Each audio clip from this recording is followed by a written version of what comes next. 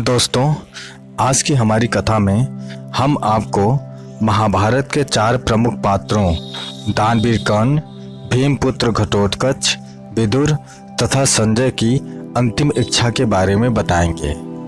तो आइए जानते हैं सर्वप्रथम दानवीर कर्ण की अंतिम इच्छा के विषय में। जब कर्ण मृत्यु शैया पर सोए थे तब श्री कृष्ण उनके पास उनके दानवीर होने की परीक्षा लेने आए। कर्ण ने कृष्ण को कहा उनके पास दान देने के लिए कुछ भी नहीं है। ऐसे में कृष्ण ने उनसे उनका सोने का दांत मांग लिया। कर्ण ने अपने समीप पड़े पत्थर को उठाया और उससे अपना दांत तोड़कर कृष्ण को दे दिया। कर्ण ने एक बार फिर अपने दानवीर होने का प्रमाण दिया, जिसे कृष्ण काफी प्रभावित हुए। कृष्ण ने कर्ण से कहा कि वह उनसे कोई भी वरदान मांग सकते हैं। कर्ण ने कृष्ण से कहा कि एक निर्धन सूत पुत्र होने की वजह से उनके साथ बहुत छल हुए। कर्ण ने 2 वरदान मांगे। पहले वरदान के रूप में कर्ण ने यह मांगा कि अगले जन्म में कृष्ण उन्हीं के राज्य में जन्म लें, और दूसरे वरदान में उन्होंने कृष्ण से कहा कि उनका अंतिम संस्कार किसी ऐसे स्थान पर होना चाहिए जहां कोई पाप न हुआ हो। पृथ्वी पर ऐसा कोई स्थान नहीं मिला। कर्नाटक के कर्नाली नदी के तट पर एक बलिष्ठ भूमि मिली। उसी भूमि पर अपनी कोहनी टिकाकर कृष्ण ने कर्ण का अंतिम संस्कार अपने हाथों पर किया। इस तरह दानवीर कर्ण मृत्यु के पश्चात साक्षात वैकुंठ धाम गए।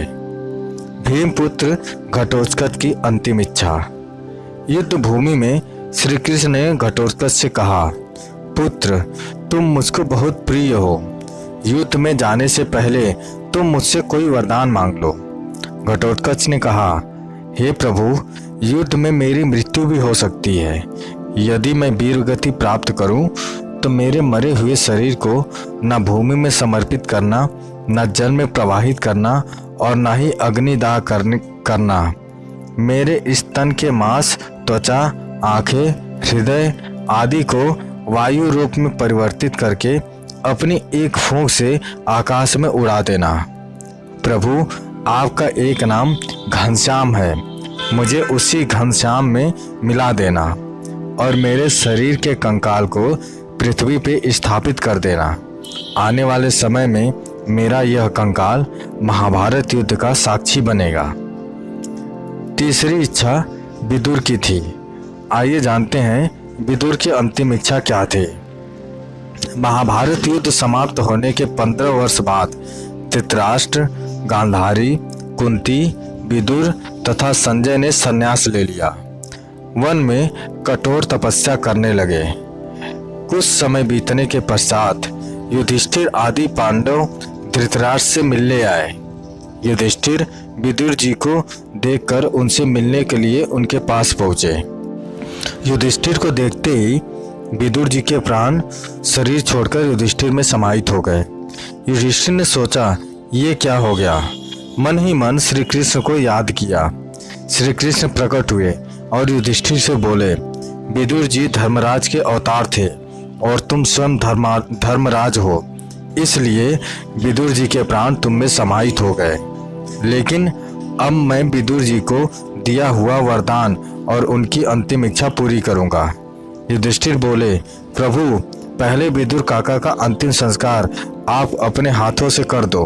श्री कृष्ण बोले, इनकी अंतिम इच्छा थी कि मेरे मरने के बाद मेरे शव को ना जलाना, ना गाड़ना, ना जल में प्रवाहित करना। मेरे शव को सुदर्शन चक्र का रूप प्रदान करके धरा पर स्थापित कर देना। हे युधिष्ठिर, आज मैं विदुर जी की अंतिम इच्छा पूरी करके उनके शरीर को सुदर्शन चक्र का रूप देकर यहीं स्थापित करूंगा। और श्री कृष्ण ने विदुर जी को सुदर्शन चक्र का रूप देकर वहीं स्थापित कर दिया। चौथी इच्छा संजय की थी। महाभारत युद्ध के पश्चात अनेक वर्षों तक संजय युधिष्ठिर के राज्य में रहे। इसके पश्चात धृतराष्ट्र, गांधारी और कुंती के साथ उन्होंने भी संन्यास ले लिया। बाद में धृतराष्ट्र की मृत्यु के बाद वे हिमालय चले गए। जहाँ से वे फिर कभी नहीं लौटे। हिमालय पर संजय ने भगवान कृष्ण का कठिन तप किया। तब से प्रसन्न होकर कृष्ण भगवान प्रकट हुए और संजय से बोले, हे संजय, तुम्हारी तपस्या से मैं बहुत खुश हूँ। आज जो चाहे वो वर मांग लो।